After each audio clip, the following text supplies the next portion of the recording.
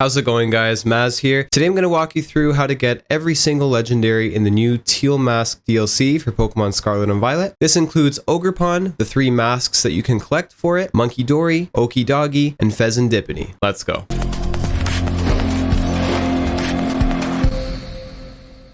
Alright, so I'm going to do my best to keep things concise and easy to follow. I'm simply just going to tell you what you need to do step by step to get these legendaries. So if you're already at a certain part in the story, check the description, look at the chapters, and feel free to skip ahead in the video. Also, I do have just a couple recommendations just to make things go a little bit quicker and smoother. So I would suggest having a lot of these fast travel points already unlocked, because since you'll be traveling back and forth between certain areas, it is going to help save you a lot of time moving forward. So Loyalty Plaza I would have unlocked for sure. Unlock Infernal Pass, Paradise Barrens, Wisteria Pond, and have the Crystal Pool unlocked as well. And the second thing I would recommend is to have something that is going to resist poison. So I do have this Tinkaton as an example, because the legendaries, they do have a new ability called Toxic Chain. Every single time they hit you with an attacking move, there is a chance that you're going to get poisoned. You are going to be fighting these Pokemon at level 70. So I'd suggest having some strong Psychic and Ground type Pokemon that are either level 70 or higher, just to help make things go a little bit smoother. And that's about it. Now let's get right into it. So when you first arrive to Kitakami, you're going to have to battle Carmine for the first time. Carmine, or is it Carmen?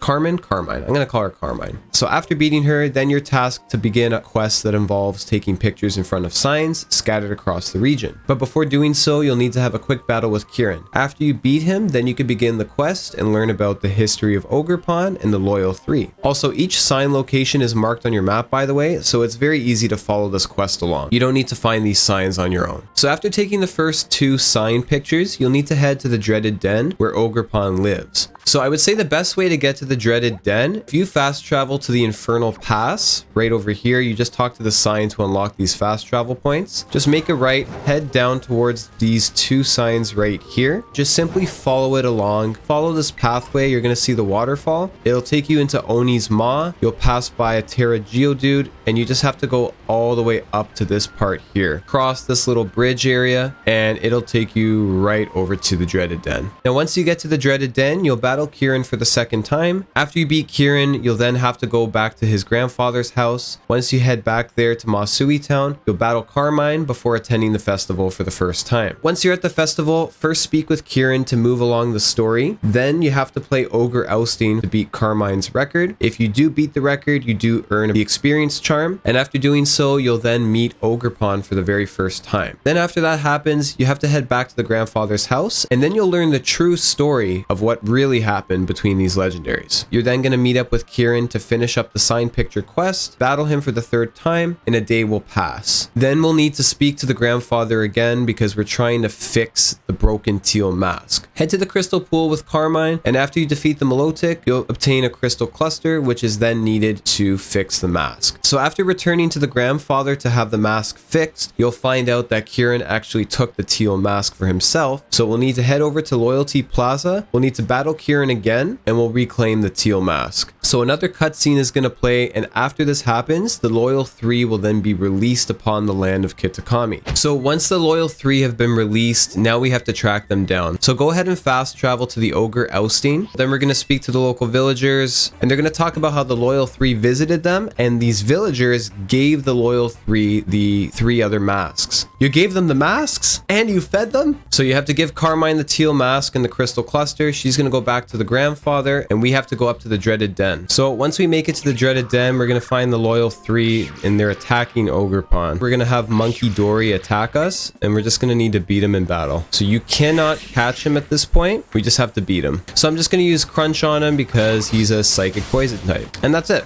So it's at this point here, the 3 are going to scatter across Kitakami, and we get to return the Teal Mask back to Ogerpon. So Ogerpon's going to follow us around for a little while here until we reclaim all 3 of its missing masks. So the next thing that we're going to need to do is we have to go ahead and head back over to Masui Town, where we can gather intel on where the Loyal 3 could potentially be. Once you do that, we'll then be able to take them on one at a time in any order that you like. And all we need to do to continue with the story is we need to find 3 NPCs NPCs that are going to give us a little bit of information on where they think the loyal 3 are. So the very first NPC, we're going to go ahead and pass by Carmine. And what we're looking for is we're just looking for an NPC that is going to have a yellow speech bubble above their heads. So the first one's right here. And this little kid's going to talk about where they think they found Fezandipiti. So that's the first clue. The next one is just behind the community center. And it's this woman next to a tree. Okay, and we got the whereabouts for Okidopgi. And the last NPC, head down this way, go all the way around. You're gonna see Kieran over here by this little shed. Final NPC is right here. And there we go. So now we have all 3 clues to where the legendary Pokemon are. So now that we have the loyal 3 locations all mapped out, we can go after them in any order that we like. And once you get into a battle with them, you are going to notice that they are much bigger and stronger. So we'll go ahead and go after Munkidori first. So like I mentioned, if you already have a lot of these fast travel locations unlocked, it is going to make things a lot faster for you. So we can go ahead and fast travel over to Wisteria Pond, and this is where we'll find Munkidori. But if you don't have that fast travel point just west of Loyalty Plaza, you can make it all the way to the pond just over here. Now, once you do make it to the location, you're going to find the legendary Pokemon here, and they are way bigger than they normally are. So we're now going to have to battle each of these Pokemon in a double battle with Carmine. So we're going to have to defeat their Titan forms. So because Munkidori is part Psychic, using a Psychic type Pokemon isn't going to be super effective. So you can still use the Psychic type, but I do recommend for Munkidori specifically, you can either use a Ghost type or a Dark type. It does help having more Peko because Carmine's more Peko is going to paralyze the Pokemon. You will also get a boost from Ogerpon during the fight. So you guys could see that it just raised our special attack stats. So we should be able to take it out with one more Shadow Ball here. Okay, so this should do it. Perfect, and there we go. That's the first Titan Pokemon down. So after each Titan that you defeat, they'll drop one of the stolen masks. Let's go get the second one. Okay, so the next Titan we're going after is Okidopgi. So if you actually just head over to Paradise Barrens, so just northwest of this sign here. So if we climb up this little hill, you're gonna see Okidopgi is just kind of chilling in the corner waiting for us. So it is a fighting poison type. So I definitely recommend using a Psychic type for this battle. So as soon as the battle starts, his defense is going to go up. So I'm just going to use this Pathra for this battle. I'm going to go ahead and Terastallize and go straight for the Lumina Crash. This should do a good chunk of damage, I would think. There you go. Yeah, 4 times effective. We should take it out in one more hit for sure. And done. Easy. So after you defeat Okidopgi, then we'll get the Rock Mask, and that's the second Titan down. Now let's go after Fezandipiti and finish up this quest. Okay, so Fezandipiti is a little bit different than the other 2 Titans because when you do go to find it for the first time, it is going to move locations. So best thing that you can do is if you fast travel over to the Crystal Pool, just look to your left of the sign. Just climb up this rock wall. See the sign over there in the bridge. Just turn over here, and you can quickly just fly all the way down to the location of where Fezandipiti will be. So we'll just make our way down. So once we interact with it, it's going to fly away from us and it's going to go into the cave just behind us. You're now going to see that Fezandipiti has moved closer to the Fellhorn Gorge. So it's pretty easy. Just go into the cave where you saw it, into the chilling waterhead, go all the way down, and we could just jump right through this area and go through that little cave entrance, and we'll exit off to Oni Mountain. And now we get to battle Fezandipiti. So it is going to get a speed boost. So Fezandipiti is a fairy poison type, so you can't go wrong using a Psychic type Pokemon in this fight either. So we'll just go for another Lumina Crash. We got some more damage, get the special defense drop.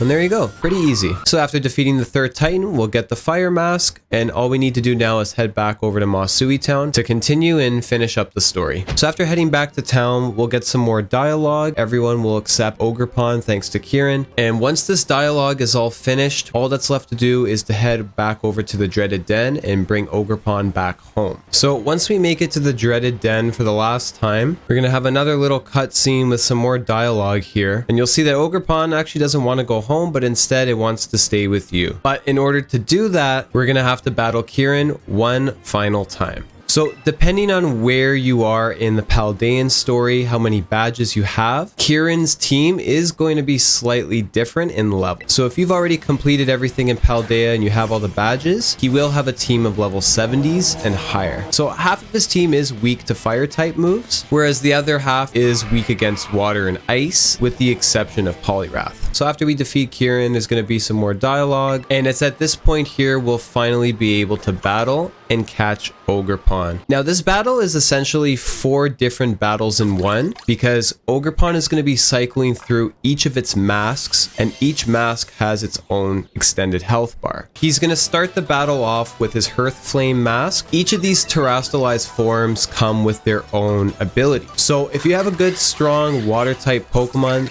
this shouldn't be much of a challenge because you'll be able to take on the majority of his forms. When it comes to his final form, which is the Teal Mask form, it is a grass type. I mean, I have acrobatics on my Quaquaval, so it shouldn't be too difficult, but you can use a good strong fire type Pokemon for that. So I do recommend terastallizing for this fight so you can get the extra attack boost. So we'll hit him with the water type move.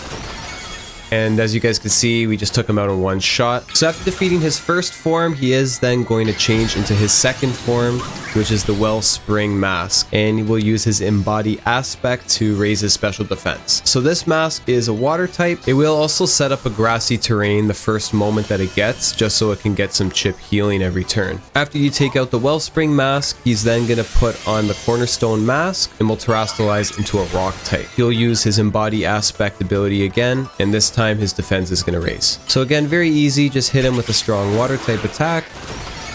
You can see this battle is going pretty well at this point. It's not too difficult. If you're well equipped with the right type advantages, it's not that difficult at all. After you've taken out the Cornerstone Mask, he'll finally put his last mask on, which is the Teal Mask. And by putting the Teal Mask on, he'll turn into a grass type. Then he'll get Embody Aspect one more time, and that's going to raise his speed. And there we go. We hit him with acrobatics, and he's done. And that's it. And the best part is, just like a Tera raid, it is 100% catch rate, so feel free to catch it in any ball that you'd like. I feel like the friend ball definitely matches it the most.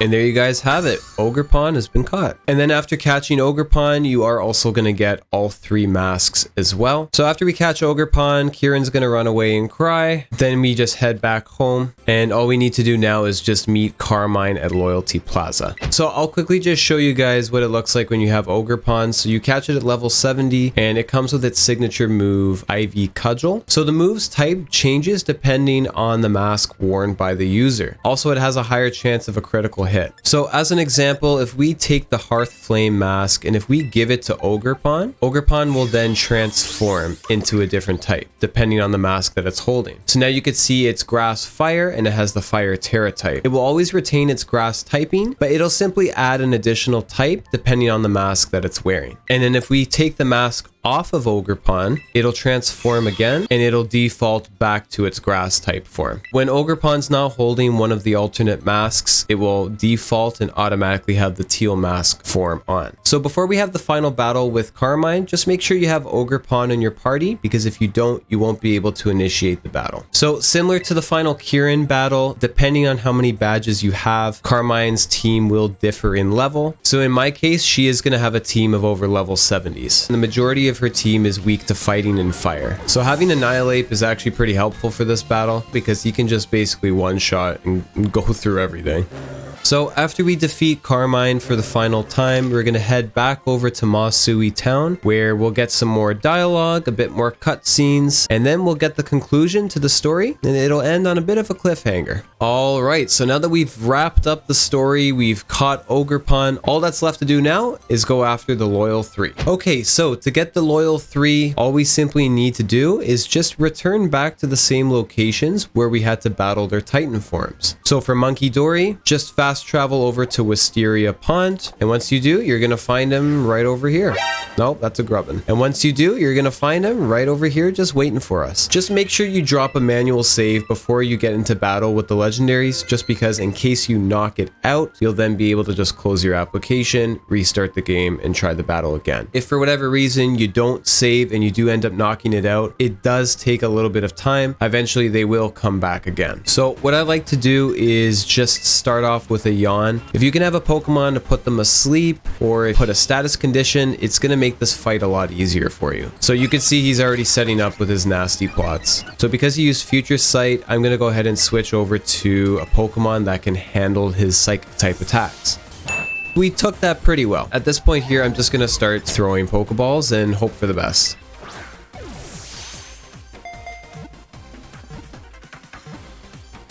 Wow. That was way easier than the first time I tried doing this. First ball luck?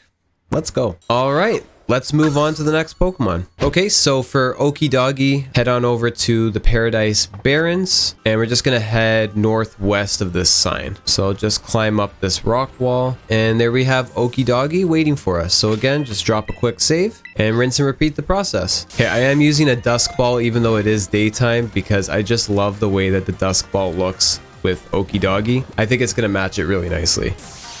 Come on, come on. Come on. Ugh. Don't tease me again. There we go. All right, nice. 2 down, 1 to go. Let's go catch that chicken. Okay, now with Fezandipiti, you do have to go to the second location where you actually did the battle with its Titan form, which is going to be right over this side of Oni Mountain. Now, I would say the best and the easiest way that I like to go and find Fezandipiti, if you actually just fast travel to the Ogre Ouston in the Kitakami Hall, if you just go right behind that little hut, climb up this hill, go past this tree, and then what you're going to do is just fly and hang a left. Fly all the way over to this little cliffside area right here. And once you get to this top part, then you'll find Fezandipiti is right there for you. So as a landmark, you can see there's this giant structure, and right over here, there's a structure with a tree on top. So to me, this is the easiest spot to get to Fezandipiti. Of course, you can always just go through the Chilling Waterhead Cave, but I think going this way is a little bit faster. So you do have to be careful with Fezandipiti because it does no roost. It can make this battle a little bit annoying when you're trying to catch it. That's why I highly recommend you putting it to sleep. My point exactly.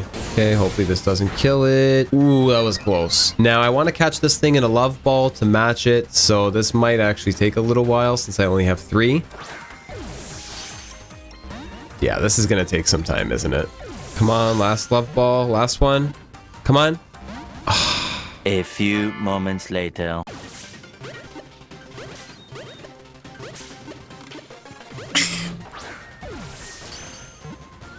Yes! Let's go! Oh, that critical capture. I had to reset like 3 or 4 times. Not only does it have Roost, but it also has Swagger and Flatter. So you can see why this battle can be pretty annoying. And with that, we have ourselves all the legendaries. Ogerpon, Munkidori, Okidopgi, and Fezandipiti. So there you guys have it. I hope you found this video helpful. If you did, I'd honestly appreciate if you can give it a thumbs up. It did take quite some time to put this together. And don't forget to hit subscribe because I do have more content coming your way soon. Thank you all so much for watching. I do appreciate it. Take care of yourselves, and I'll see you in the next video.